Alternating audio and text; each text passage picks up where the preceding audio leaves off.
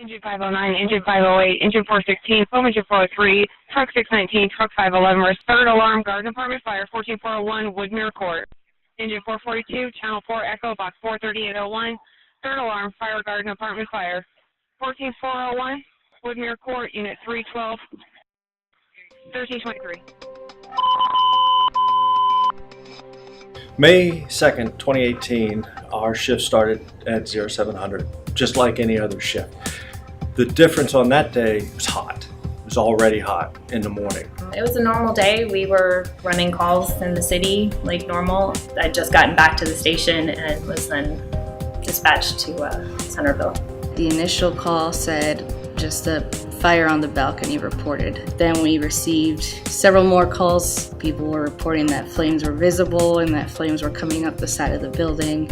They dispatched, I think, a second alarm almost immediately. That's when we were dispatched for mutual aid. When we got about 2.5 miles up the road heading north, you could see the column of smoke. The indicator to me that said this was going to be a significant event was the second column of smoke that was about 1.5 miles away. Things really started to get interesting about 30 minutes into working our first fire when we got a second fire about 1 mile away, so within the same area. I think the first call that occurred at the group home occurred at 12:46 hours. The next fire, which was the townhouse fires, occurred at 13:15 hours. And then the fire at the bank occurred at 14:06 or thereabouts. So 3 huge structure fires, all of them very fast workers. When we run multiple incidents, there's no way we can absorb that incident load in the county. We reach out to our neighbors through mutual aid agreements, automatic aid agreements, using the CAD-to-CAD integration within our CAD system. CAD stands for Computer Aided Dispatch, and it keeps a log of all of our incidents, all the units on that incident, how many units are available, and even in what area they're available. We have what's known as the CAD-to-CAD system. Our CAD systems can query the other member jurisdictions' CADs, determine the closest available units, and send those to an incident based on location. So when we have a request from what they call CAD-to-CAD or an automatic aid agreement, it automatically gets dispatched onto our CAD system and it sends a message to them, so they'll get an event that automatically pops up in their pending queue that tells them of the event, what it is, the address, and what units we are requesting. In essence, our computer systems all talk to one another. It has allowed us to be much more efficient. It's reduced drastically the amount of time it takes to get these requests into the system, and more importantly, to get the equipment rolling on the road. I could look through our CAD system. I could see all of the units that were already on scene and I was actually responding with, where I was going.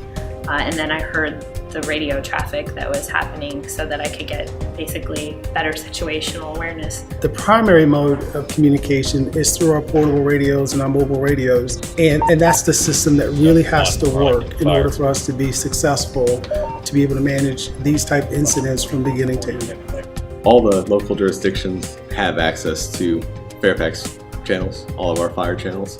So when they get assigned to that event, they either through CAD-to-CAD or if we tell them over the phone, they know what channel that incident's going to be on. So as soon as they're dispatched, they turn to that radio channel. They were coming over a distance, so the communications, listening to the operational channel, listening to the operational buildup, units were able to kind of pre-plan it as they came in. The units were prepared when they arrived because of their ability to listen to the operational channel and then mark up on scene and get assignments from the incident commander.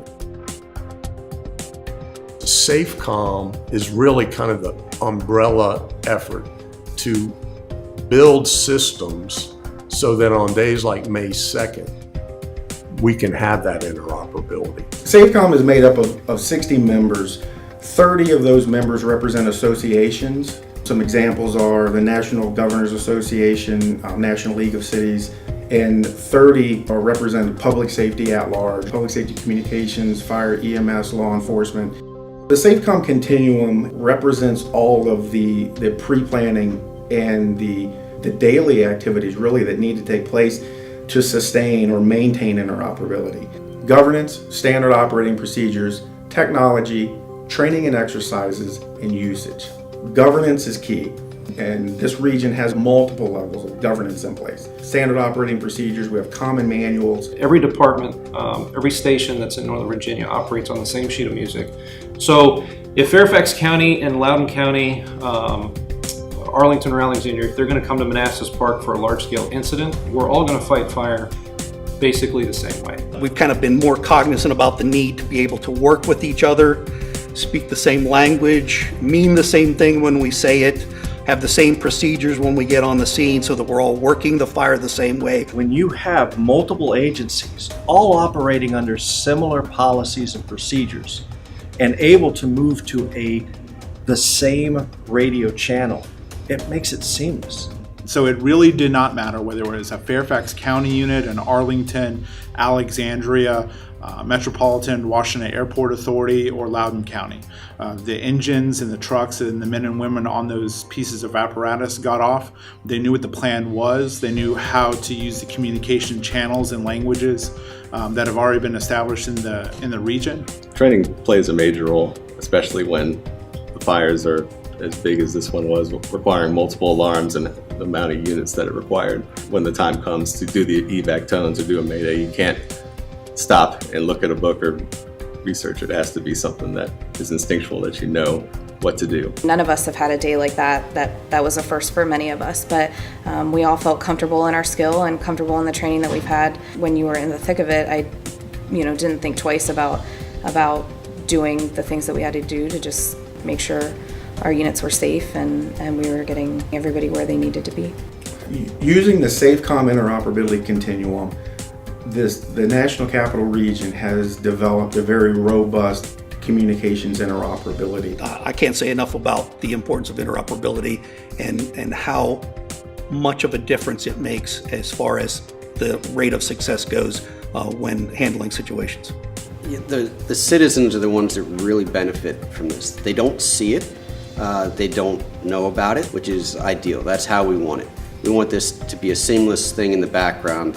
We want them to call 911 and have the right unit show up, regardless of the jurisdiction. It breaks down jurisdictional boundaries and creates a true unified response force. We don't see each other as different agencies as much as we work together, and we see ourselves as a fire and rescue community. Reach out to your neighboring departments, neighboring jurisdictions, try to get everybody together to get on the same page. So when that time comes where it does need to happen, everybody knows what to do and knows what's expected of them when they get there.